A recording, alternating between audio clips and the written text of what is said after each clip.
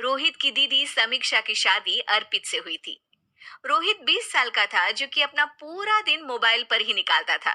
कभी पबजी खेलता तो कभी यूट्यूब चलाता। एक दिन अर्पित और समीक्षा समीक्षा के मम्मी पापा से मिलने आते हैं और देखते हैं कि रोहित मोबाइल से हटने को तैयार ही नहीं है।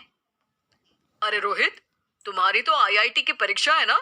तुम तैयारी नहीं कर रहे हो परीक्षा की? वो सब तो मोबाइल पर ही हो जाएगा। ये देखिए, ये है गूगल। इससे जो भी पूछो वो सब बता देता है। तो आखिर कागज क्यों बर्बाद करूं? अरे पर तुम इन प्रश्नों की तैयारी बिना लिखोगे कैसे? उसमें क्या है, ये देखिए नोटपैड, बिल्कुल कॉपी जैसा है, इसी पर कर लूंगा। हम जब तुम्हारी उम्र के थे तब हम दोस्त मिलकर प्रश्न हल किया करते थे। उससे हमारी हैंडराइटिंग की भी प्रैक्टिस हो जाती थी और समय का भी अंदाजा लग जाता था। और फिर साथ में हम एक दूसरे की मदद भी कर देते थे अगर कोई अटक जाए तो। आपका जमाना अलग था जीजा जी। अभी जमाना फास्ट और स्मार्ट हो गया है। जमाना क्या, अब तो फोन भी स्मार्ट हो गया है। समय के साथ बदलना पड़ता है जीजा जी। अब बस भी कीजिए आप। हर चीज को लेक्चर में बदल देते हैं। रोहित अच्छा कर लेता है परीक्षा में। इतने में अर्पित के सास ससुर जी आ जाते हैं हॉल में और अर्पित इस बारे में बात नहीं करता। हालांकि अर्पित को लगता तो है कि पूरी तरह मोबाइल पर लगे रहना सही नहीं है, पर वो इस बात को और नहीं छेड़ता। ऐसे ही 2 दिन निकल जाते हैं। समीक्षा, मुझे काम से फोन आया था, मुझे वापस काम पर लौटना पड़ेगा। पर हमें आए हुए तो 2 ही दिन हुए हैं। अभी चले गए तो माँ और पापा को अच्छा नहीं लगेगा ना। अच्छा ठीक है, तुम रुक जाओ, मैं काम खत्म करके फिर लौट आऊंगा। एक काम कीजिए ना, परसों रोहित भी परीक्षा के लिए निकलेगा। आप उसी के साथ निकल जाना। दोनों वैसे भी बात नहीं करते। साथ में जाएंगे तो हो सकता है आप लोग आपस में बातचीत भी करने लग जाओ। ठीक है, मैं काम को 2 दिन टाल सकता हूँ। उसी रात जब सब खाना खाने बैठे थे, तो अर्पित अपने जाने की खबर बाकी लोगों को बताता है। मुझे काम के लिए वापस जाना होगा। अरे बेटा, पर अभी तो तुम आए हो, इतनी जल्दी चले जाओगे? नहीं माँ जी, समीक्षा यहीं रहेगी और मैं जल्दी काम खत्म करके वापस आ जाऊंगा। ठीक है, काम भी जरूरी है। वैसे कब निकलोगे बेटा? 2 दिन में। मैंने सुना है कि उस दिन रोहित को भी परीक्षा के लिए जाना है, तो कल मैं दोनों की टिकट करा लेता हूँ बुक। मेरी टिकट रहने दीजिए जीजा जी, मैं तो फोन से ही करवा लूंगा। हाँ, पर कोई दिक्कत हो गई तो?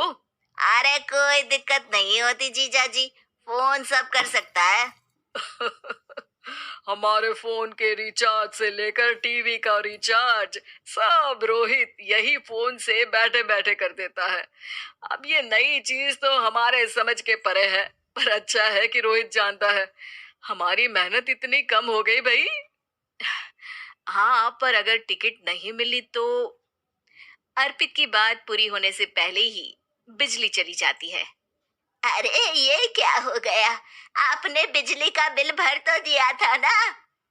अरे नहीं, मैं तो भूल गया था। अरे टेंशन मत लो माँ। देखा जीजा जी, आप बिजली का बिल भी भर सकते हो, समय बदल गया है। एक बार फिर अर्पित इस बात पर बहस नहीं करता।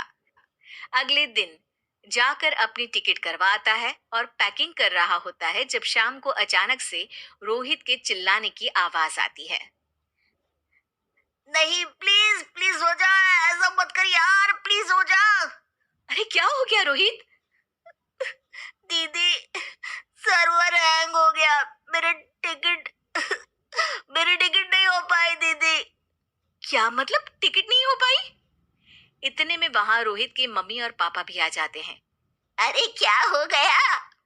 माँ, मेरा टिकट नहीं हो पाया, सर्वर डाउन हो गया। अरे पर तूने तो बोला था कि हो जाएगा। हो जाता है, पर अब क्या करूं, ये क्या हो गया? अब कल की तो कोई बस भी नहीं है, ना ही अब टिकट मिलेगी ट्रेन की कल के लिए। मुझे तो कोई रास्ता नहीं दिख रहा। अब फिर लगता है मेरा ये साल बर्बाद हो जाएगा। घर पर एकदम से दुख का माहौल छा जाता है और सब रोहित को डांटते हैं, पर इतने में अर्पित वहां आ जाता है। आप सब रोहित को क्यों डांट रहे हैं? आपने ही तो उसे बढ़ावा दिया था ना। लेकिन इसकी लापरवाही के कारण इसकी परीक्षा छूट जाएगी। इसने तो हमसे कहा था कि टिकट हो जाएंगे। हे भगवान, अब क्या होगा? चिंता करने की कोई बात नहीं है।